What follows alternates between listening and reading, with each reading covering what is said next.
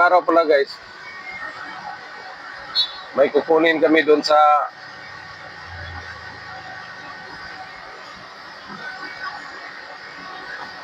may Lorenzo Shipping guys. Kukuha kami ng isotang ngayon guys.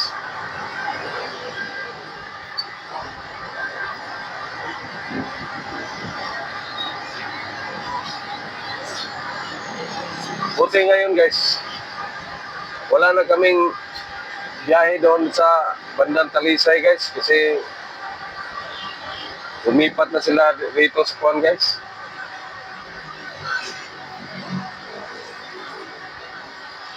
May piercing ko guys, dito lang sa may Cebu City guys. Sayang din guys, kasi mas maganda din yung malayo yung biyahe natin guys.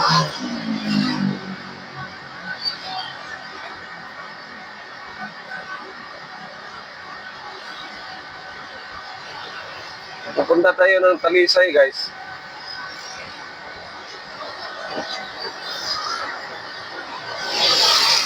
Dadaan tayo sa ilalim ng Kuan guys, Sisilix. Yung mahabang tulay guys dito sa Cebu.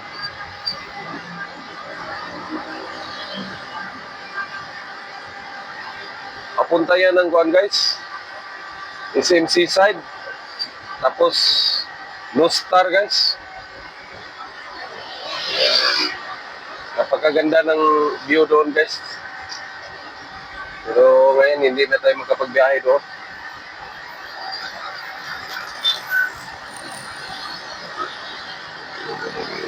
Wala talaga guys. Ito na lang talagang may open ko sa inyong vlog guys. Kasi dito lang kami paulit-ulit nagbabiyahe guys. Sa Mandawi hanggang Cebu guys.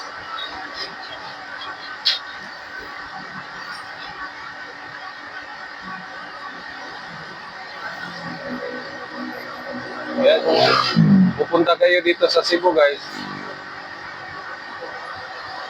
huwag na kayo magtaka na matraffic dito guys, kasi sobrang dami ng sasakyan dito guys.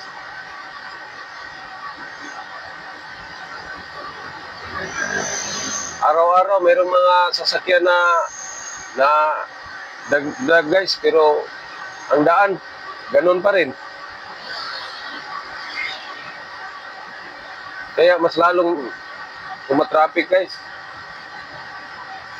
Sana gawaan ng paraan ng taga-gobyerno guys na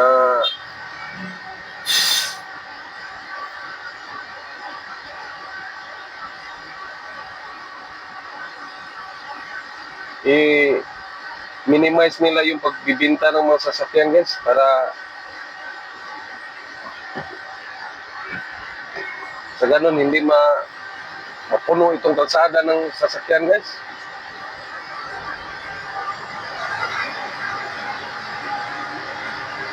Grabe dito guys. Ilang stop na kami rito guys.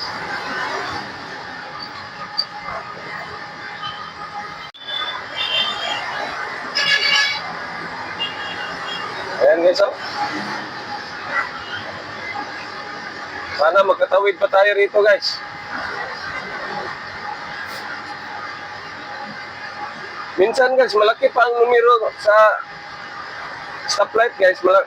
Malaki pa yung go guys. Tapos bigla na lang mag-stop guys. Sabi guys, oh, 5 na 4 na lang ngayon guys.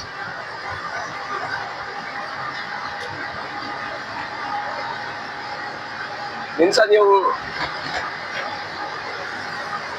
stoplight guys, naka-cause din yan ng disgrasya guys, aksidente.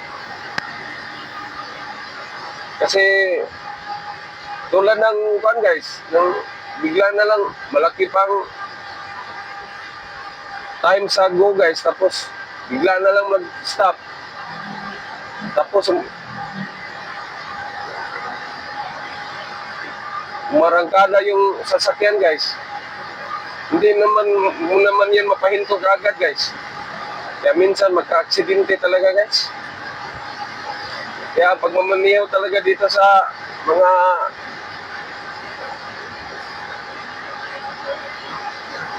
siyudad guys, gaya dito Cebu guys, kailangan talaga ng pag-iingat guys. Maraming pag-iingat.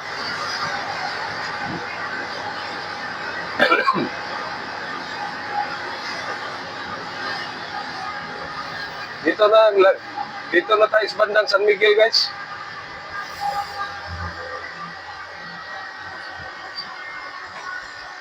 Kaya careful lang tayo lagi guys pag mamaniho guys. Para yung sa barko pa guys, safety first guys, meron tayong safety first dapat guys.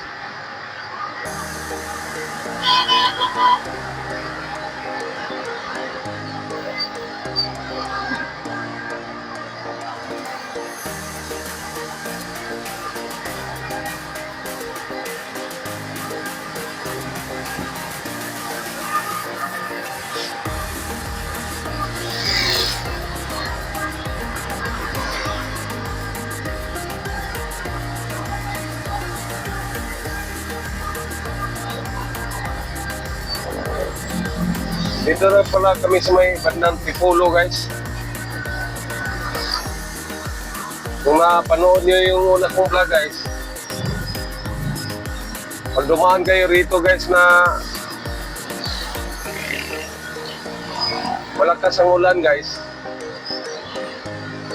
magka-problema kayo guys kasi bahain itong lugar na ito guys. Kaya kailangan umanap agad kayo ng ibang daan guys. Lalo na kung maliit lang yung sasakyan niyo guys. Dito banda guys, oh, sobrang lalim ito dito guys.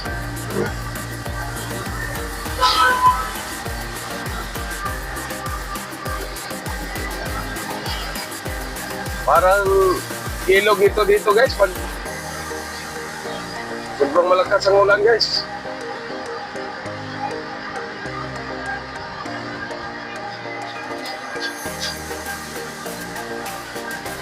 Nagtaka ako guys kasi nung bagyong Tino guys,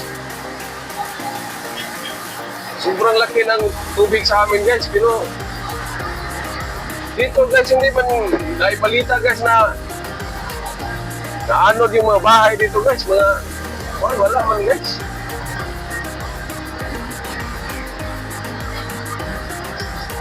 Siguro hindi lang siguro bumabagsak dito ang napakaraming tubig guys.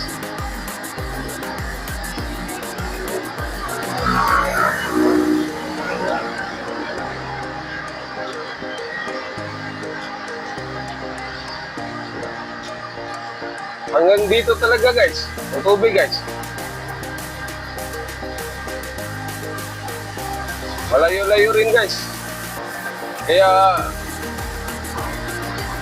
kung maliit ang sasakyan nyo guys, tapos malakas ang ulan, tapos dito kayo dumadaan guys, posible na masira yung sasakyan nyo guys.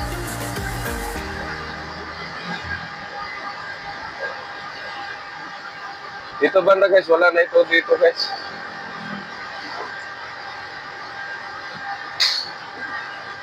Dito na po pala tayo sa may kuan guys. Subang na ko flyover guys.